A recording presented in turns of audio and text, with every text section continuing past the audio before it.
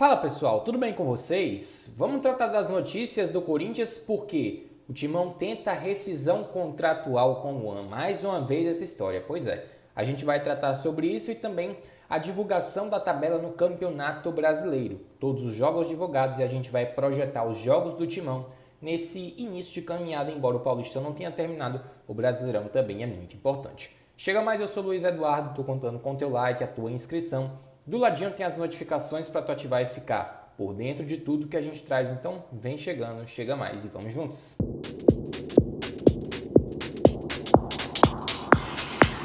Bom galera, então vamos lá. De novo esse assunto Luan, né? Pois é, já é recorrente. Mas mais uma vez eu acho que vai ficar complicado para o Timão resolver essa pendência com o Rei da América em 2017.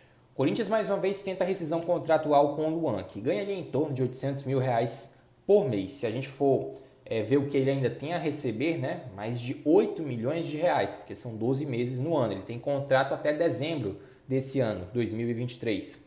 29 anos e não joga há quase um ano. É isso mesmo. Ele não atua há 3 meses, né, porque ele esteve um período emprestado à equipe do Santos, que não exerceu o direito de compra e nem quis ficar com o atleta, até porque o desempenho dele não foi satisfatório na equipe da Baixada Santista. E não só o desempenho dele não foi satisfatório, como também ele teve que voltar ao Corinthians, treina em separado e o interesse de outros clubes diminuiu ainda mais, porque é um cara que tem um alto custo e pouco futebol entregue, essa que é a grande verdade.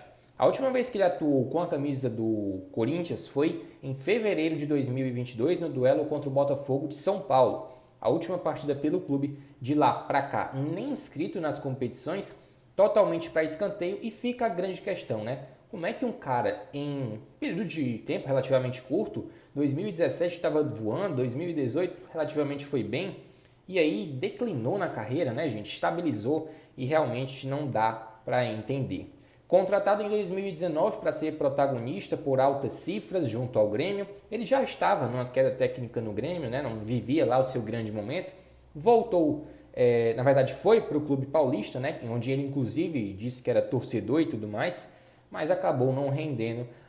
O ponto alto do Luan, na verdade, com a camisa do clube, foi na época com o Wagner Mancini, onde o Corinthians jogava com 3 zagueiros, o Luan teve um desempenho satisfatório, né? Mas contra equipes inqualificáveis do nosso continente, a época sul-americana, as equipes eram o River Plate do Paraguai e o Sport Huancayo, né? Equipes assim sem a menor expressividade, o Luan relativamente foi bem. E quando pegou um adversário de maior exigência, que foi o Peñarol à época, o Corinthians passou o sufoco e o Luan não foi bem. De lá para cá, nada. Ele fez inclusive um golaço contra o São Paulo no Clássico, mas realmente uma negação.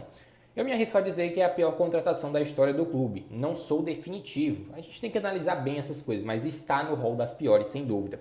Pelo investimento, pela expectativa e pelo retorno dado especialmente. Nem inscrito no Paulistão ele está. Como eu mais uma vez eu citei, ele treina em separado. É um cara que está totalmente para escanteio e eu não entendo também. Ele está chegando no fim de contrato e ainda está numa idade que para muitos é o auge, né? Próximo ali aos 30 anos.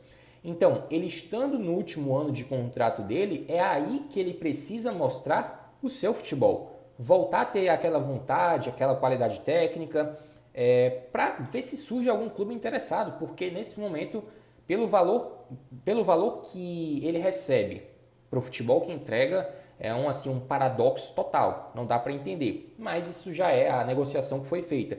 No entanto, ele ir para um clube e os clubes, na realidade atual, aceitarem R$800 mil por mês para o Luan, realmente é bem complicado. Ele precisa mostrar por que foi o Rei da América, se foi só um lapso na carreira.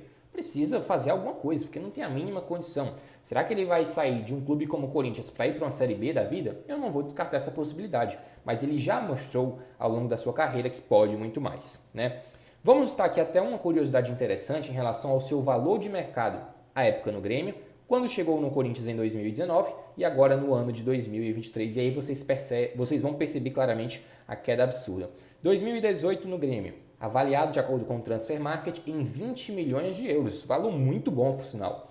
2019, valor de mercado 6,5 milhões de euros. Tá, teve uma queda já significativa. Agora em 2023, 1,5 milhão de euros. Gente, queda técnica absurda e só prova, né, que o cara estagnou na carreira e não parece que não quer mais, não está no clima, quer receber os seus direitos, o que faz parte. No entanto, ele precisa mostrar que pelo menos ainda tem capacidade de se manter em algum clube da elite do futebol brasileiro. A situação, Luan, foi um problema muito grande para o Corinthians, porque ele não rendeu, né, galera? A gente conta nos dedos de uma mão as partidas que ele foi bem e realmente é complicado. Tá no rol das piores contratações que eu citei e é realmente aquele cara que veio com a expectativa, mas na realidade acabou não se confirmando. Uma pena que a história do Luan termine dessa forma, mas são as coisas do futebol.